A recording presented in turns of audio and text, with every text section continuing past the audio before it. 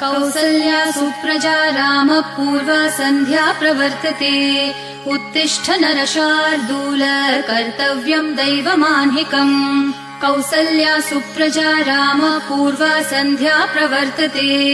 उत्तिष्ठ नरशार्दूल कर्तव्यम् दैवमाह्निकम् उत्तिष्ठोत्तिष्ठ गोविन्द उत्तिष्ठ गरुडध्वज उत्तिष्ठ कमलाकान्त त्रैलोक्यम् मङ्गलम् कुरु उत्तिष्ठोत्तिष्ठ गोविन्द उत्तिष्ठ गरुडध्वज उत्तिष्ठ कमलाकान्त त्रैलोक्यम् मङ्गलम् कुरु मातः समस्त जगताम् मधुकैटभारेः वक्षो विहारिणि मनोहर दिव्यमूर्ते श्रीस्वामिनि श्रित जनप्रिय दानशीले श्रीवेङ्कटेश दयिते तव सुप्रभातम् मातः समस्त जगताम् मधुकैटभारेः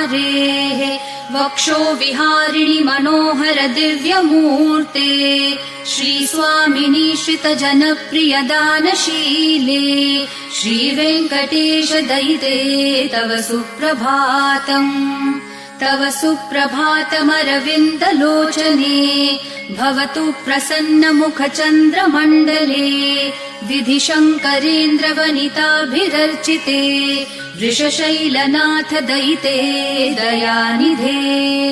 अत्र्यादिसप्त ऋषयः समुपास्य सन्ध्याम् आकाश सिन्धु कमलानि मनोहराणि आदाय पादयुगमर्चयितुम् प्रपन्नाः शेषाद्रिशेखर विभो तव सुप्रभातम् पञ्चाननाब्ज भव षण्मुख वासवाद्याः त्रैविक्रमादिचरितम् विबुधास्तुवन्ति भाषापतिः पठति वासर शुद्धिमारात् शेषाद्रिशेखर विभो तव सुप्रभातम् ईषत् प्रफुल्ल सरसीरुह नारिकेलपूगद्रुमादिसुमनोहर पालिकानाम् आवाति मन्दमनिलः सह दिव्यगन्धैः शेषाद्रिशेखर विभो तव सुप्रभातम् उन्मील्य नेत्रयुगमुत्तम पञ्चरस्था पात्रावशिष्ठ कदलीफलपायसानि भूत्वा सलीलमथ केलिशुकाः पठन्ति शेषाद्रिशेखर विभो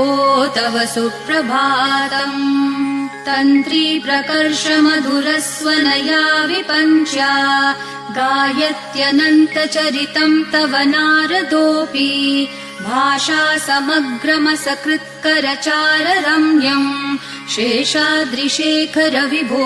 तव सुप्रभातम् भृङ्गावली च मकरन्दरसानुविद्ध झनकार गीतनिनदैः सह सेवनाय निर्यात्युपान्त सरसी कमलोदरेभ्यः शेषाद्रिशेखर विभो तव सुप्रभातम्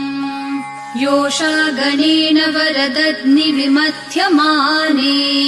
घोषालयेषु दधिमन्थन तीव्र घोषाः रोषात् कलिम् वदधते ककुभश्च कुम्भाः शेषाद्रिशेखर विभो तव सुप्रभातम् पद्मेश मित्र शतपत्र गतालिवर्गाः हर्तुम् श्रियम् कुवलयस्य निजाङ्गलक्ष्म्या भेरीनिनादमिव बिभ्रति तीव्रनादम् शेषाद्रिशेखर विभो तव सुप्रभातम्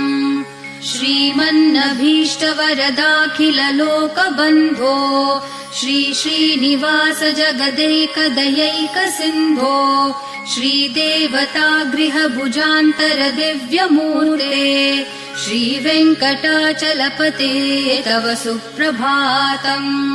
श्रीमन्नभीष्टवरदाखिल लोकबन्धो श्री श्रीनिवास जगदेकदयैक सिन्धो श्रीदेवतागृह भुजान्तर दिव्यमूर्ते श्रीवेङ्कटाचलपते तव सुप्रभातम् श्रीस्वामी पुष्करिणिकाप्लवनिर्मलाङ्गाः श्रेयोर्थिनो हरविरिञ्च सनन्दनाद्याः द्वारे वसन्ति वरवेत्रहतोत्तमाङ्गाः श्रीवेङ्कटाचलपते तव सुप्रभातम् श्रीशेषशैलगरुडाचल वेङ्कटाद्रिनारायणाद्रिवृषभाद्रिवृषाद्रिमुख्याम् आख्याम् त्वदीयवसतेरनिशम् वदन्ति श्रीवेङ्कटाचलपते तव सुप्रभातम् सेवापरः शिव सुरेश कृशानुधर्म रक्षोऽम्बुनाथ पवमानधनाधिनाथाः बद्धाञ्जलि प्रविलसन्निज शीर्षदेशाः श्रीवेङ्कटाचलपते तव सुप्रभातम् घाटेषु ते विहगराज मृगाधिराज नागाधिराज गजराज हयाधिराजाः स्वस्वाधिकारमहिमाधिकमर्थयन्ते श्रीवेङ्कटाचलपते तव सुप्रभातम्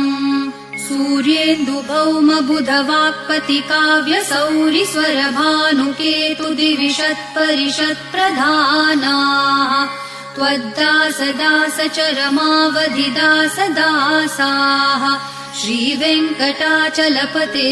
तव सुप्रभातम् त्वत्पादधूलिभरितस्फुरितोत्तमाङ्गाः स्वर्गापवर्गनिरपेक्षनिजान्तरङ्गाः कल्पागमाकलनयाकुलताम् लभन्ते श्रीवेङ्कटाचलपते तव सुप्रभातम् त्वद्गोपुराग्रशिखराणि निरीक्षमाणाः स्वर्गापवर्गपदवीम् परमाश्रयन्तः मर्त्या मनुष्यभुवने मतिमाश्रयन्ते श्रीवेङ्कटाचलपते तव सुप्रभातम् श्रीभूमिनायक दयादिगुणामृताब्धे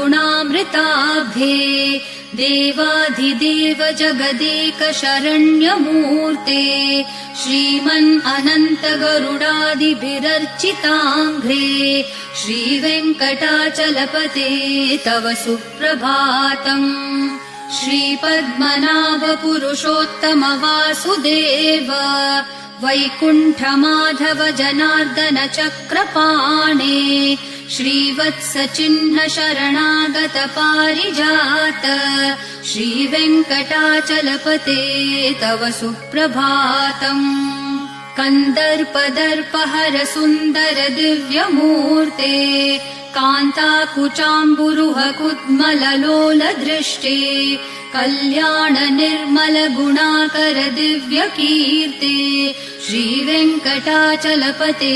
तव सुप्रभातम् मीनाकृते कमठकोल नृसिंहवर्णिन् स्वामिन् परश्वथ तपोधन रामचन्द्र शेषांश राम यदुनन्दन कल्किरूप श्रीवेङ्कटाचलपते तव सुप्रभातम् एलालवङ्गधनसार सुगन्धितीर्थम् दिव्यम् वियत्सरिति हेम घटेषु पूर्णम् धृत्वाद्य वैदिक शिखामणयः प्रहृष्टा तिष्ठन्ति वेङ्कटपते तव सुप्रभातम् भास्वानुदेति विकचानि सरोरुहाणि सम्पूरयन्ति निनदैः ककुभो विहङ्गाः श्रीवैष्णवा सततमर्थितमङ्गलास्ते धामाश्रयन्ति तव वेङ्कट सुप्रभातम् ब्रह्मादयः सुरवराः समहर्षयस्ते सन्तः सनन्दन मुखास्तवथ योगिवर्याः धामान्तिके तव हि मङ्गलवस्तु हस्ताः श्रीवेङ्कटाचलपते तव सुप्रभातम् लक्ष्मीनिवास निरवद्य गुणैकसिन्धो संसार सागर समुत्तरणैकसेतो वेदान्तवेद्य निज वैभव भक्त भोग्य श्रीवेङ्कटाचलपते तव सुप्रभातम् लक्ष्मीनिवास निरवध्य गुणैकसिन्धो संसारसागर समुत्तरणैकसेतो वेदान्तवेद्य निज वैभव भक्त भोग्य श्रीवेङ्कटाचलपते तव सुप्रभातम् इत्थम् वृषाचलपतेरिह सुप्रभातम् ये मानवः प्रतिदिनम् पठितुम् प्रवृत्ताः तेषाम् प्रभातसमयस्मृतिरङ्गभाजाम् प्रज्ञाम् परार्थसुलभाम् परमाम् प्रसूते इत्थम् वृषाचलपतेरिह सुप्रभातम् ये मानवः प्रतिदिनम् पठितुम् प्रवृत्ताः तेषाम् प्रभातसमयस्मृतिरङ्गभाजाम् प्रज्ञाम् परार्थसुलभाम् परमाम् प्रसूते कमलाकुचूचुककुङ्कुमतो नियतारुणतातुलनीलतनो कमलायतलोचनलोकपते विजयी भव वेङ्कटशैलपते कमलाकुचूचुककुङ्कुमतो नियतारुणतातुलनीलतनो कमलायतलोचनलोकपते विजयी भव वेङ्कटशैलपते स चतुर्मुख षण्मुख पञ्चमुख प्रमुखाखिल दैवतमौलिमणे शरणागत वत्सल सारनिधे परिपालय माम् वृषशैलपते अतिवेलतया तव दुर्विषहै अनुवेलकृतैरपराधशतैः भरितम् त्वरितम् वृषशैलपते परया कृपया परिपाहि हरे अधिवेङ्कटशैलमुदारमते जनताभिमताधिकदानरतात्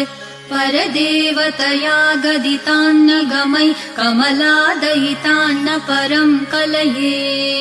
कलवेणुरवावश गोपवधू शतकोटिवृतात् स्मरकोटिसमात् प्रतिवल्लविकाभिमतात् सुखदात् वसुदेवसुतान्न परम् कलये अभिराम गुणाकर दाशरथे जगदेक धनुर्धर धीरमते रघुनायक राम रमेश विभो वरदो भवदेव दया जलदे अवनीतनया कमनीयकरम् रजनीकर चारुमुखाम्बुरुहम् रजनीचर राजतमो मिहिरम् महनीयमहम् रघुराममये सुमुखम् सुहृदम् सुलभम् सुखदम् स्वनुजम् च सुखाय ममोघशरम् अपहाय रघुत्वहमन्यमहम् न कथञ्चन कञ्चन जातु भजे विना वेङ्कटेशम् न नाथो न नाथ सदा वेङ्कटेशम् स्मरामि स्मरामि हरे वेङ्कटेश प्रसीद प्रसीद प्रियम् वेङ्कटेश प्रयच्छ प्रयच्छ।